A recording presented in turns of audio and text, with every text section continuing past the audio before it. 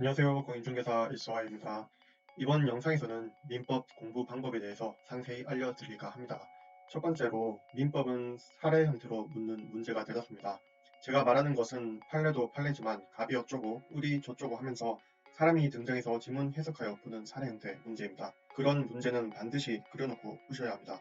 제가 처음에는 교수님들처럼 갑, 을, 병 이렇게 다 한자로 쓰면서 그렸었는데요. 이게 시간이 생각보다 갑, 을, 병 한자 쓰는 시간도 문제 푸는데 아깝더라고요. 한자가 익숙지도 않고 내가 뭐라 쓰는지 모르겠더라고요. 그래서 저는 갑, 을, 병, 정 이렇게 나오면 그냥 한글에 자음을 썼습니다. 본인에게 편안한 방법이 있으니 굳이 정석대로 갑, 을, 병 쓸 필요는 없잖아요. 여러분들도 각자만의 편한 방법이 있으면 그렇게 하시면 됩니다. 둘째, 방문, 창문, 냉장고, 벽지 등의 그림 체계를 그려놓고 그 밑에 각 해당하는 개념을 써보십시오. 예를 들어 1번 그림의 이중매매, 통정업이, 2번 그림의 유권들이, 무권들이, 표현들이 등 이렇게 본인이 쓰셔서 공부하시면 됩니다. 이때 밑에 설명은 적지 마시고 제목만 보고 이에 해당하는 내용이 무엇이 있는지 말로 하시면 됩니다. 예를 들어 이중매매 1번 그림을 보면서 이중매매는 유효하다. 을은 병에게 손해배상 청구를 할 수 있다. 을은 병에게 등기말소 직접 청구 못하고 내외해야 한다. 등 본인이 그림을 보고 말로 설명하셔야 합니다. 진짜 여러분 안 보고 말로 설명하셔야 합니다. 에이 보면 알아 이렇게 하면 안 됩니다. 보면 모릅니다 진짜. 제가 예언 하나 하겠습니다. 문제 보면 알아 말로 안 해도 돼 라고 하시는 분들을 3월달부터 시작되는 매월 모의고사 쳐보면 30점대 나올 겁니다. 잘 나와도 40점대일걸요. 만약 그 점수대를 받으시는 분들이 재수생, N수생 분들이시라면 상황은 더 심각합니다. 그리고 점수가 올라가더라도 6, 7월 가셔서도 40, 50점대 맞으실 겁니다. 진짜 아는 것이라도 눈 감고 말로 하시면서 공부하셔야 점수가 팍팍 늘어납니다. 셋째, 수많은 판례 어떻게 외울까요? 본인이 판사라고 생각하시고 공부를 하셔야 합니다. 민법이라는 것은 가장 합리적인 관점에서 판례가 나오고 공평의 원칙에서 판례가 나옵니다. 본인 개인 감정을 배제하고 강자와 약자 모두 합리적이다 라고 느낄 만한 결과가 판례로 나옵니다. 따라서 공부하실 때 당사자 모두를 만족시키는 결과가 무엇일까 하고 바라보며 외우시면 됩니다.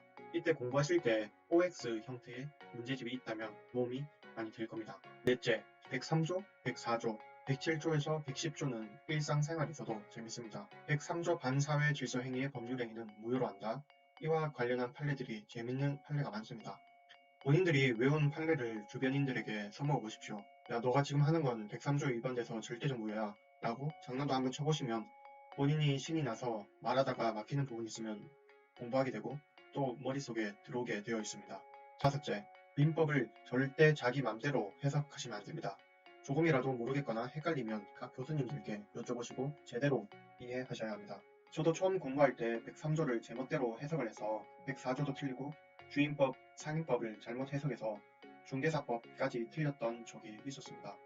그러니 본인이 제법 공부를 했다고 생각할 즈음에 공부를 만만하게 보지 마시고 반드시 확인, 또 확인, 그리고 교수님들께 맞게 이해했는지 점검하시면서 공부하셔야 합니다. 해제, 해지의 차이는 무엇인가요? 해제, 해지 중 소급표가 있는 것은 무엇인가요? 법정 해제는 소급표가 있나요? 약정 해제는 소급표가 있나요? 손해배상은 할 수 있나요? 해약금에 의한 계약 해제는 소급표가 있나요? 원상 회복이 있나요? 손해배상 청구 가능한가요? 전세권의 최장 기간은 5년인가요? 10년인가요? 최장 기간이 없나요?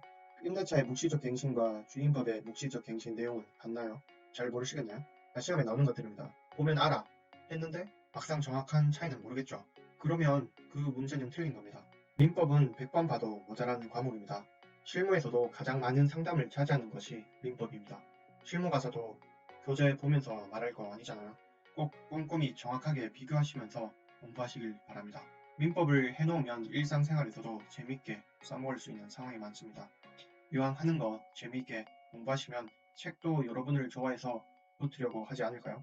추가 인사말 전합니다. 여러분 스스로 공인중개사라고 말하십시오. 책에도 공인중개사 김철수, 김영희라고 쓰십시오. 마인드 컨트롤을 하셔서 스스로 본인을 공인중개사라고 생각하시면서 공부하시면 더 책임감 갖고 공부하게 될 겁니다. 오늘도 시청해주셔서 감사드립니다. 공부 파이팅입니다. 그리고 시험뿐만 아니라 부동산 주제도 차례대로 계속 올릴 거니까 자주 놀러와 주십시오.